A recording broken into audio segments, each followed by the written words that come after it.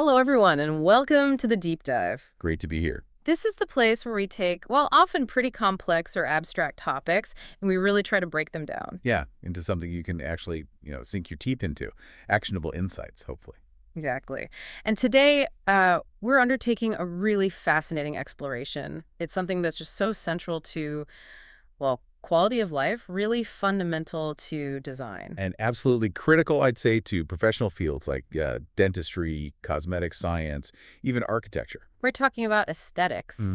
But we're not just going to chat about, good taste or what looks nice. No, no. Our mission today is it's a real philosophical and scientific deep dive. We're tackling that huge fundamental question, what is beauty? Is it purely subjective? Just this feeling inside? Right. Or can we actually quantify it? Can you measure beauty with, objective standards, numbers? Precisely. And we're going to trace that long, kind of winding path, right, from how ancient philosophers really wrestled with defining this moment of heartfelt pleasure, as the sources put it. All the way to how modern science actually tries to pin a numerical value on it. It's a huge leap. It really is. Moving from, like you said, an internal feeling and emotion. Yeah, gandong, the deep feeling. To concrete statistical ratios, things you can actually apply in design or medicine or building things. And understanding this journey, well, it's vital if you want to grasp why certain designs just work for the human mind, why they appeal. Or why others just fall flat. Yeah.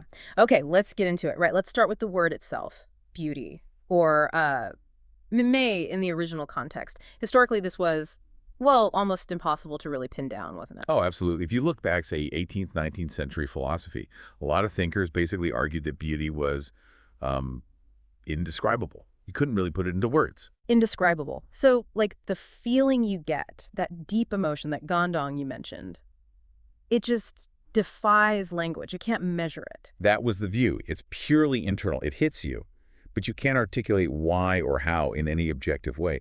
It highlights that initial challenge, right? How do you capture something that's essentially a psychological event? A profound joy or satisfaction. Yeah. A sensory impact. Exactly. How do you capture that using objective language? Yeah. Quantifiable terms. It inherently resists measurement if it's primarily happening, inside your head. It was literally the thing you couldn't put into words. Okay, but that definition, while maybe romantic, it's obviously a bit too vague for any kind of practical use. All right. Especially in fields that need predictable outcomes. Right. You can't design a bridge based on an indescribable feeling. Yeah. So philosophers started shifting towards a more functional definition. Functional how? These started defining beauty more as a combination of qualities, Mm-hmm. Specific characteristics, shape, color, form, texture, things like that. Okay, tangible things. Tangible things. And these qualities, they had one crucial job. They had to produce a sense of enjoyment, a sense of pleasure. Specifically, pleasure to the senses and the mind. That feeling of yue. Pleasure to the senses and the mind. Okay, that feels more concrete. In this functional definition, it brings us right to this really foundational concept we need to unpack, sensation or show. Sensation, okay. This sensation show, it's the absolute first response we have to any external stimulus, anything coming in from the outside world. The first response. Can you elaborate on that? Because that sounds like instantaneous. It pretty much is. It's often described as a preconscious feeling.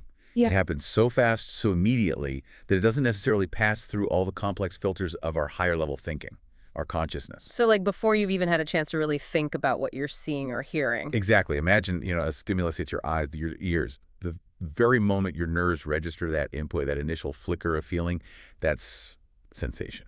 Wow. Okay. And this initial sensation, it's not just one thing, is it? Our sources mentioned it gets categorized in a very specific way. Yes. And this categorization is incredibly relevant to how we define beauty. The ancient understanding breaks this immediate sensory response down into three fundamental types. Really basic distinctions. Right. Okay, first, you have pleasurable feeling, Shou. This is the positive one, the good feeling, the enjoyable sensation is what we naturally seek out. Makes sense. Less show. Second, there's painful or unpleasant feeling, and Shou. This is the bad feeling. It can be mild discomfort, aversion, maybe even shock or actual physical pain. Okay, the opposite. Show. Right. And third, there's neutral feeling, Shou. Yeah. Literally, not painful, not pleasurable. It's that balanced, indifferent state, neither good nor bad. We're like The temperature in this room right now, I don't really notice it, so it's just neutral. Exactly. Perfect example. It's not bothering you. It's not delighting you. It just is. That's the neutral state. Okay, so le shou, keta no, and neutral. Pleasurable, unpleasant neutral. So where does beauty fit in? Okay, here's the absolute crucial link, the philosophical hinge for this whole discussion. For anything, any object, any scene, any sound to be defined as beautiful, it must produce the pleasurable feeling, the le shou, in the mind of the person experiencing it. It must be le shou. That's the bedrock. Yeah. If that combination of qualities we talked about, shape, color, form, if it generates an unpleasant feeling, a kosho, Yeah. then by this definition, it cannot be classified as beautiful. Okay, wait. So even if something is like incredibly intricate or skillfully made, if the immediate reaction is negative, it's disqualified from being beautiful. According to this framework, yes. Think about scenes of graphic violence, or maybe the sight of fresh blood for many people, or things that trigger, profound disgust. Yeah. Okay. Those stimuli, they immediately generate an aversion, right? An unpleasant response. That's Kato show. So that scene might be, I don't know, provocative, or maybe even interesting in a morbid way. Sure, it could be powerful, meaningful, thought-provoking, absolutely. But if that immediate, raw sensory connection is fundamentally unpleasant or painful, Then it fails the beauty test. It's not le shou. exactly, it fails that basic requirement. So beauty, in this sense, is really rooted in generating that positive, immediate sensory pleasure. That makes perfect sense. It anchors beauty in a specific type of positive feeling. Precisely. And it's that intrinsic quality, that ability to generate pleasure, that we're trying to study and understand when we move beyond pure philosophy and into the science of aesthetics. Okay, so we've established that beauty, it starts with this raw, immediate thing, the pleasurable sensation, the show. Right. The gut reaction. The gut reaction. But obviously, we don't just walk around constantly reacting based only on that first hit. That initial sensation, it has to be processed, right? Yeah, it has to go somewhere in the brain. Exactly. How does that raw feeling get filtered, organized, and turned into what we might call, aesthetic judgment? This is where we need to look at the internal processing sequence. And this sequence seems really critical because it explains that gap between just feeling something and actually thinking about it. It starts, as we said, with the external stimuli, the wajing. That's the environment. The objects, sounds, smells, whatever. And that meets our senses, the 6 roots, as the sources called them. Eyes, ears, nose, tongue, body, and the mind itself. Correct. Those are the gates through which the information comes in. Once that stimulus is captured, the very first step, as we discussed, is that immediate sensation. Shou. The le shou or cam shou or neutral feeling. Right. Ah. But the process moves very quickly beyond that initial reaction. That sensation gets internalized, processed through a sequence of stages. Okay, what are those stages? So after sensation, shou, comes conception or thought. Yeah, conception, thought. Yeah. This is where the immediate sensation gets processed into a kind of internal image or a mental shape, a xingxiang. The mind basically tries to form a quick preliminary concept of what just happened. So, if I saw a flash of bright light, the sensation is just bright light registered. The conception stage is my mind forming an image of bright light moved fast. Kind of like that, yeah. It's giving it a preliminary form in your mind. Then comes the next stage, volition or action, xing or xixin. Volition, action, xingzi. Based on that initial image or concept, xingzi, the mind starts to operate. It starts processing, deciding what to do with the information. It's about intention or adopting a mental stance. Like, should I pay more attention? Should I look away? Should I prepare for something? Exactly. It's the mind getting ready to take a position or action, whether it's physical or just mental. And then comes the final stage, consciousness, shi, sometimes referred to as the 6th consciousness in these frameworks. Consciousness, this sounds like the main control center. It essentially is. This is where the brain really organizes, integrates, and processes all the incoming sensory data from the 5 physical senses and from the mind's own internal states. And crucially, this is where the complex act of tri-ri, si Liang Fen Bie, happens. Liang Fen Bie. Okay, that translates roughly as pondering, weighing, discriminating, judging. Yeah, deliberative judgment is a good way to put it. Yeah. It signifies that higher level cognitive work, the weighing of options, the distinguishing between things, the complex judging based on context and memory. Wow. Okay, so sensation shou is the raw hit. Conception forms an image, volition xingxi prepares a response. And consciousness, shi, is where the deep thinking and deliberative judgment, si Liang Fen Bie, occurs. You got it. Think of it like this. Sensation is the gut reaction, ooh, spicy. Right. Conception is forming the idea, spicy food. Volition might be, maybe I should drink some water. But consciousness, engaging deliberative judgment, is where you think, this is spicy, but is it Shou spicy? Is it spicier than last time? Do I like this level of spicy? Yeah. You're comparing, evaluating, contextualizing. That distinction is huge, especially for our listeners. A patient's initial sensation might be, wow, I love the color of these new veneers. That's immediate Le Shou. But the deliberative judgment, the Liang Fen Bie, happens later. When they go home, look in different lighting, compare it to photos, think about what their friends said. Absolutely. The difference is time, complexity, and context. Sensation is instantaneous, almost reflex. Judgment is informed, reflective, comparative. And this whole process brings us to a really core philosophical insight here. Which is? Beauty requires the participation of the human mind. It's not just out there in the world. It happens in here. Okay, let's unpack that. This is where that classic sunset analogy comes in, right? I love this I'd say example. perfect illustration. So you're standing there, maybe on a mountain. The sky is exploding with color, reds, oranges, purples. It's incredible. And your immediate reaction, your sensation is Shou. You feel pleasure. And you declare, wow, that is beautiful. A very common, very human reaction. Yeah, But yeah. imagine you brought a physicist along with you. Right. The fun sponge. Well, maybe. But they might very calmly observe, yes. What we are witnessing is merely the phenomenon of light wave refraction through atmospheric particles. The shorter blue wavelengths get scattered away by nitrogen and oxygen molecules, leaving the longer red and orange wavelengths to dominate our perception at the horizon, blah, blah, blah. Exactly. They give you the purely physical explanation, as they say, the refraction of light. And they're not wrong, technically. But if that's all you focused on, you'd completely miss the point of the experience, wouldn't you? Completely. You'd be ignoring the essential human element, the feeling, the spiritual or mind connection, the Jinling de Jing. Sure. Because philosophically speaking, nature itself, the dawn, the dusk, the geometric patterns in a snowflake, it has no issue of beauty or ugliness. It just is. It's just physics and chemistry following rules. Precisely. The concept of beauty doesn't exist independently in the light waves or the water molecules. So the crucial takeaway here is beauty isn't in the sunset itself. Not inherently, no. It exists because it is experienced. It is felt in your mind. You feel in your heart, in your mind, that it's beautiful. If there were no conscious human mind there to see it, no person to receive that refracted light, to feel the Le Shou, and then process it through conception, volition, and maybe even some deliberative judgment, then the phenomenon would just be physics. Unobserved, unappreciated physics. Wow. So the conclusion is pretty firm, though. Beauty is a feeling, a specific kind of pleasurable experience. That requires a human being with a developed mind, a spirit, whatever term you prefer, to actually recognize it, feel it, and internalize it.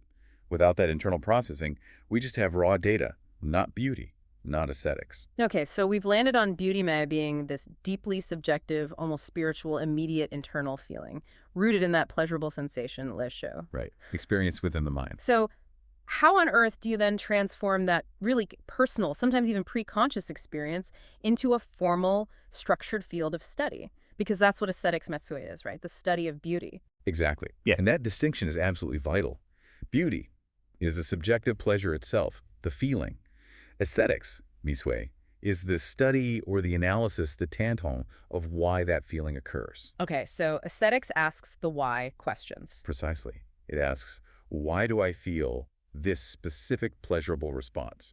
And maybe more importantly, for practical purposes, what is it about this particular object's configuration, its shapes, its colors, its proportions that reliably makes me and maybe others feel joy? It's trying to find the pattern, the formula behind the feeling. It's the rigorous attempt to systematize and maybe even objectify that sensory pleasure. And the formal introduction of this field, this term aesthetics, into modern science is generally credited to a German philosopher, Alexander Baumgarten, back in the 18th century. Baumgarten, right. 1714 to 1762, the sources said. He's the one credited with really coining and popularizing the term. And interestingly, he derived it from a Greek word, aesthetikos, or related forms like keitos in some interpretations, which means sensory or perceptible by the senses. King one in the context we're using. So right from the beginning, it was tied directly to the senses. Absolutely. Aesthetics was basically defined, right from its inception, as the science of sensory cognition, or the study of ingguan sugrenziji didunchi, the things that are perceived or recognized by the senses. It puts that sensory experience, that show we talked about, right at the absolute center of the investigation. Okay. And central to actually doing this study, this investigation, is the act of test or experience Tian. Yes, the test Tian is crucial. It's the act of personally sensing, personally experiencing the beauty. And importantly, it's based initially on the judgment capability of your five senses, your Wongguan. It's that raw, unfiltered interaction again. It is. There's that old saying that captures it perfectly. Which means, Roughly, like a person drinking water, only they themselves know if it's hot or cold. You can't know by looking, you can't know by someone else telling you. You have to personally engage with the stimulus you have to taste the water to know its immediate quality. That's the test, the Tamian. okay, but we need to be really clear on the difference here, because now we've got sensation show, test, and that deliberative judgment, Liang Fen Bie we discussed earlier. They sound related, but distinct. They are. Let's try to break it down simply. Please. Okay, sensation show is like the raw nerve firing, the absolute initial registration of the input. Your tongue's receptors just registered chemical X. Got it. Pure signal. Then comes the test. This is the immediate sensory check based on that sensation. It's the initial assessment of quality. So, wow, this water feels cold. Or, ooh, that's bright. Still very immediate, not much thinking involved yet. Right. It's the first pass judgment based purely on the sense data. Then comes deliberative judgment, Liang Fen Bie. This is the comparison, the context, the evaluation against memory and standards. So following the water example, sensation is cold receptors firing. Test is, wow, cold water. Deliberative judgment is, this is refreshing, but actually, that glacier water I had last summer felt much colder, maybe too cold. Perfect. Or with the bright room. Sensation is photons hit retina. Test is, whoa, bright. Yeah. Deliberative judgment is, okay, this level of brightness is probably too harsh for a relaxing waiting room, but it might be just right for, say, a surgical suite where you need maximum visibility. Okay, that clarifies it. Sensation, test, judgment. Raw input, initial quality check, contextual evaluation. Exactly. And aesthetics, especially when it's trying to be scientific and analytical, focuses really heavily on that immediate sensory connection, the test, the Tamian, to try and understand why a particular configuration generates that initial pleasurable feeling, the le Shou. It wants to understand that connection before all the layers of cultural bias, personal memory, and complex judgment muddy the waters. So it's trying to isolate the pure response to the stimulus itself. That's often the goal, yes. To figure out what arrangements inherently trigger that positive response in most people. The ultimate goal of aesthetics, as a science then, is to move beyond the purely subjective, wow, I feel pleasure, and systematically research which specific arrangements, which ratios, which forms, reliably trigger that positive test, that le Shou, in a wide population. And if we can understand that why, if we can figure out the formula, then we transition from abstract philosophy into applied science, which is where, as you said, things get really interesting and, frankly, very useful for professionals. Right. But this is the critical shift. Once we try to leave the philosophical armchair and enter the practical world, designing things, fixing things, creating things well, pure subjectivity becomes a bit risky, doesn't it? yeah, you need results you can count on. You can't just hope the client happens to share your exact personal taste. Precisely.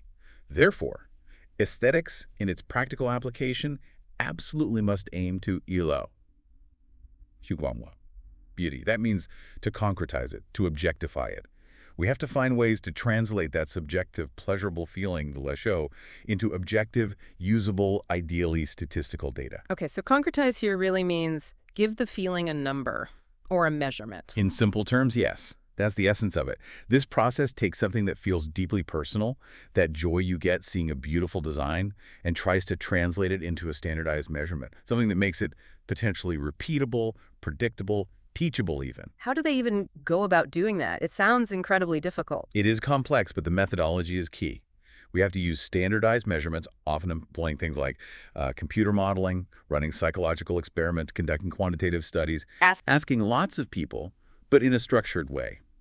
We need to confirm which specific configurations, which angles, which ratios, which proportions consistently elicit the highest levels of that pleasurable feeling, the le Shou, across a statistically significant group of observers. So you're looking for the consensus view, statistically validated. Exactly. It's really the only way aesthetics can function as a reliable basis for things like industrial design or engineering, or, importantly for many listeners, medical and dental interventions. Right. The most obvious place we see this is probably in facial and cosmetic aesthetics, isn't it? Surgeons aren't just eyeballing things, hopefully. Not if they're following established protocols. Aesthetic standards used in fields like plastic surgery or orthodontics or cosmetic dentistry, they're built entirely on measured, quantified data. Like what kind of data? Well, when measuring facial ratios, for instance, clinicians look at very specific angles, the angle of the nose relative to the forehead, the projection of the chin. They measure the width of the eyes compared to the overall facial width, the ratios between different facial thirds. Okay, really specific geometric points. Very specific. Yeah. And these standards, which, interestingly, often show slight variations based on ethnicity or cultural preferences, but still rely on measurement, they aren't just arbitrary rules. They represent the statistically determined averages or ranges that tend to generate the highest pleasurable sensation scores within those populations. They found what works most often. Okay, but let's bring this right into the clinic for our dental and maybe design listeners. Quantifying the perfect smile. I mean, this feels like the absolute pinnacle of applied aesthetics in that field. It really is a prime example. And we're not just talking about, making teeth look straight and white anymore. We're talking about achieving highly specific, measurable, geometric relationships between the teeth, the gums, the lips, the whole facial context. And this quantification, it's what allows for predictable results. Takes out some of the guesswork. That's the goal. If you're aiming for consistently beautiful outcomes that most people would perceive positively, you have to rely on these objective ratios. Not just your own artistic intuition, though, that still plays a role, of course. The research process to establish these ratios is quite involved. Walk us through that. How do they figure out, say, the ideal width to height ratio for an incisor? Okay, typically involves several steps. First, modeling and simulation. Researchers, clinicians, lab technicians, they use sophisticated computer software CAD programs, essentially to generate hundreds, maybe thousands of digital models. Models of what? Teeth. Smiles. Often smiles, focusing maybe on the 6 upper front teeth, which are most visible. These digital models will feature subtle variations, maybe changing the length to width ratio of the central incisors slightly in each model, or altering the progressive size difference between the central, lateral, and canine teeth, or tweaking the gum line contours. So lots of tiny variations on a theme. Exactly. Then comes step 2, psychometric rating. This is where you bring in the people, you show these different models randomized, controlled to large groups of observers. This could be the general public, or maybe groups of dentists or specialists, depending on what you're testing. And you just ask them which one looks best. Essentially, yes, but usually in a more structured way. You ask them to rate the visual appeal of each model, often using a numerical scale, say 1 to 10, where 10 is highly attractive or most pleasant. This score is meant to reflect the intensity of the pleasurable sensation, the Shou, they feel when looking at that specific arrangement. Collecting subjective feelings as numerical data. Precisely. And finally, step 3, statistical determination. You collect all those scores, hundreds or thousands of ratings for each subtle variation, and you crunch the numbers. You run statistical analyses. And the statistics point to the winners. They point towards the specific ratios, proportions, or configurations that consistently receive the highest average scores.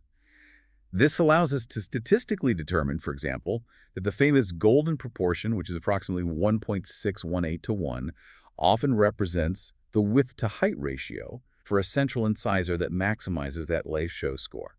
The golden proportion. Everyone's heard of that. So it actually comes from this kind of statistical analysis of what people find pleasing. In many applications, yes. It's not just some mystical number. It often emerges from studies looking for visually harmonious relationships.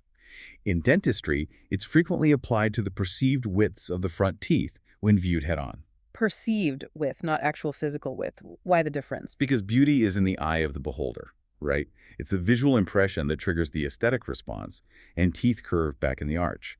So the physical width measured with calipers might be different from how wide a tooth looks from the front. Okay, that makes sense. So how does the golden proportion apply across the front teeth then? Well, studies using that methodology, showing people different model smiles, often find that the most highly rated smiles follow a specific progression. If you consider the perceived width of the central incisor as the reference, let's say its value is 1.618, then the perceived width of the lateral incisor next to it should ideally look like it's about 62% of that width, which is 1 in the ratio. So the lateral looks smaller than the central by that specific proportion. Correct. And then the visible part of the canine next to the lateral should in turn look about 62% as wide as the lateral incisor appears. So you get this progressive reduction in apparent width as you move away from the midline, following roughly the golden proportion sequence, Right. 1.618. So the central incisor is like the visual anchor, and the others sort of step down proportionally from there. That's a great way to put it. When a patient or anyone sees a smile where those front teeth follow that kind of harmonious mathematical progression, even if they can't consciously identify the ratio, their brain seems to register a sense of order, balance, and harmony. Which directly translates into a higher Shou score, a feeling of pleasure. Exactly. So when a dentist or lab technician uses these quantified measurements, these ratios, to guide their design, whether they're doing a diagnostic wax-up, a chairside mock-up, or using CAD/CAM software to fabricate restorations, they are, in effect, trying to bypass purely subjective guesswork. They're implementing a standard, a blueprint, that has been shown through consensus psychology, through statistical analysis, to deliver maximum aesthetic appeal for most people. That's the power and the promise of applied aesthetics. It takes that elusive feeling of beauty and tries to make it into a more predictable, achievable formula. It moves smile design or facial design or product design from being purely an art form. Towards being a quantifiable, predictable science as well. The goal isn't to stamp out individuality, but to establish a really successful starting point, right? A blueprint for what generally appeals. Precisely. A foundation based on understanding the science of sensation. Okay, we've spent a good chunk of time really charting the success, you could say, of aesthetics in this transformation. Taking subjective pleasure, Shou, and turning it into objective, measurable data. Golden proportions, statistical analysis, predictable design. We've definitely made progress in objectifying aspects of it, yes. But now we have to face that inevitable question. The classic, maybe slightly uncomfortable, and as our sources suggest, still pretty much unresolved philosophical problem. Ah, yes, the big one. Even with all this data, all the measurements, all the golden proportions you can muster, is there truly a single universal standard of beauty? Something that holds true everywhere, for everyone. Famongzu si Hilde di Bayaznan, a standard for all corners of the earth. But is beauty ultimately, fundamentally, entirely just the result of personal feeling, completely subjective at its core? It's the ultimate showdown, isn't it? Objective standard versus subjective experience. It really is. It's this constant, fascinating, maybe even beautiful conflict right at the very heart of aesthetics. The moment we establish a statistical consensus, we find a mathematical standard for what most people find beautiful. It immediately slams into the brick wall of individual subjective reality. This brings us to the Lindsay-Ling problem mentioned in the source material. Can you explain that? Sure.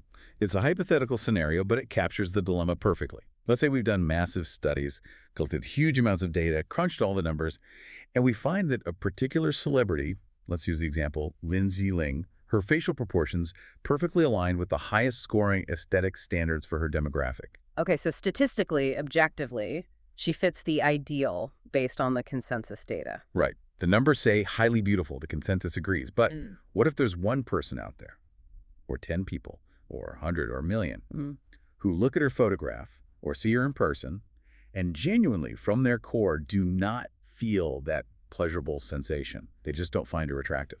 Their personal Shou meter reads 0, or maybe even negative. Exactly. Their subjective feeling directly contradicts the quantified objective standard. So what carries more weight? The statistical average or the individual's genuine felt experience? It really highlights the limitation of just using numbers, doesn't it? It absolutely does. Statistics can tell us about probability. They can define the most probable aesthetic outcome, the configuration most likely to be found pleasing by the largest number of people. But probability can never negate individual reality. It can't dictate personal feeling. Which brings us back to that wonderful saying. Yu ding rin, hingronid sushi. In a lover's eyes, Shishi appears. Shishi being like the epitome of ancient Chinese beauty. So basically, beauty is in the eye of the beholder, especially if that beholder is in love. Precisely. And what's fascinating about that proverb is that it introduces a completely different factor, something entirely outside the realm of geometric ratios and proportions. Emotion, connection, love. Exactly. When strong emotional attachment enters the picture, it can completely short-circuit or override the need for any objective, quantified aesthetic measurements. The feeling the lover has for the person generates its own powerful, pleasurable sensation, its own Shou. And that feeling has absolutely nothing to do with whether her nose angle conforms to the golden ratio or if her tooth proportions match the statistical ideal. Not a thing. The subjective feeling, driven by emotion and personal connection, takes total precedence over any external mathematical standard. We can measure the appeal of harmonious geometric order all day long, but that order can be rendered completely irrelevant by the sheer power of personal preference, memory, association, and deep emotion. So trying to define beauty only through statistics or measurements, ultimately it fails to explain that fundamental difference. Why do you find this beautiful when I genuinely don't? It can't bridge that gap entirely. The quantification is incredibly useful for guiding successful design, for creating things that will likely appeal to many people. But it cannot fully explain, nor can it invalidate, the roots of deeply personal preference. So the sources are pretty blunt about this. The question of universal standard versus purely personal feeling is Still unresolved. Yeah. There's no definitive answer that satisfies everyone or closes the philosophical gap. But why? After centuries of philosophical debate, and now with all our advanced science, brain imaging, computational power, why is this seemingly simple question still unresolved? Well, simple might be deceptive. It's unresolved because fundamentally it requires us to successfully bridge two incredibly complex and historically somewhat separate domains of knowledge. And we haven't quite managed to build that bridge effectively yet. What are those two domains? First, you have philosophy, the ongoing deep quest to define the fundamental, maybe even eternal essence of what beauty is. What are its necessary and sufficient conditions? The what is it question? All right. And second, you have psychology and neuroscience, the rigorous empirical examination of how the individual human mind actually experiences, internalizes, processes, and generates that feeling of beauty. What are the precise neural mechanisms? How do memory, culture, genetics, and personal history shape our individual Shou response? So we need to perfectly integrate the what is beauty with the how do I experience beauty. Exactly. We need to somehow mesh the universal principles, if they exist, with the unique mechanics of individual perception and feeling. We need to understand how the general rules interact with the infinite variations of personal context. It sounds like trying to marry a general physical law, like gravity, with the unique trajectory of every single falling leaf, influenced by wind and air resistance. That's a pretty good analogy, actually. Mm. We can use the quantification, the aesthetic standards derived from statistics, to create designs that are very likely to be successful, to appeal broadly, whether it's a dental prosthetic, a consumer product, or a public building. We can aim for the statistically best fit. Yes, but we must always maintain that awareness, that humility, that our standard is ultimately based on consensus, on probability. And that consensus, no matter how strong, can never invalidate the genuine, heartfelt, subjective feeling of a single observer whose experience falls outside the norm. So as professionals using these aesthetic guidelines, we use them as our best guide, our most reliable starting point. Absolutely. But we have to remain open and respectful to the power of the individual's personal subjective experience. It's a balance. Hashtag tag outro. Wow.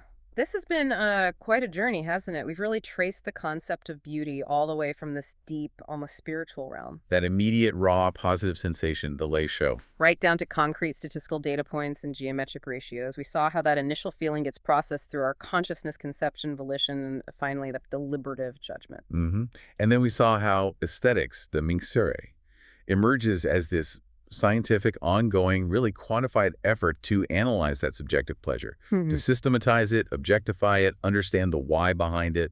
And that effort is what allows us to establish more predictable, measurable standards in design, whether we're talking about crafting a harmonious smile or judging the visual appeal of, well, anything. We've definitely made huge strides. We've moved beyond just vague ideas of good taste into a world where things like the golden proportion have real, statistically validated meaning in many contexts. But as we just discussed, that ultimate question, that tension between the universal and the personal, it definitely still hangs in the balance. It does, and maybe it always will, to some extent. So we want to leave you, our listeners, with a provocative, maybe an open-ended thought to carry forward from this deep dive. Think about this. The next time you find yourself evaluating something aesthetically, maybe it is a complex dental case you're planning, or perhaps it's a piece of art you encounter, or even just a beautiful natural scene like that sunset. Pause for a moment. And ask yourself, am I leaning more on the objective, quantifiable ratios and principles that aesthetics tries to provide? Am I judging it based on learned standards of good design? Or am I prioritizing that instantaneous, undeniable, purely subjective feeling, that raw, immediate call of beauty itself, that personal list show regardless of whether it fits the rules? And maybe the tougher question follows. As a designer, a clinician, an artist, or even just as a discerning viewer, how do you ultimately decide which of those forces, the objective standard or the subjective feeling, should guide your final judgment? Where do you strike that balance? Something to definitely ponder. Indeed. Thank you so much for joining us for this deep dive. Thanks for listening. Bye-bye.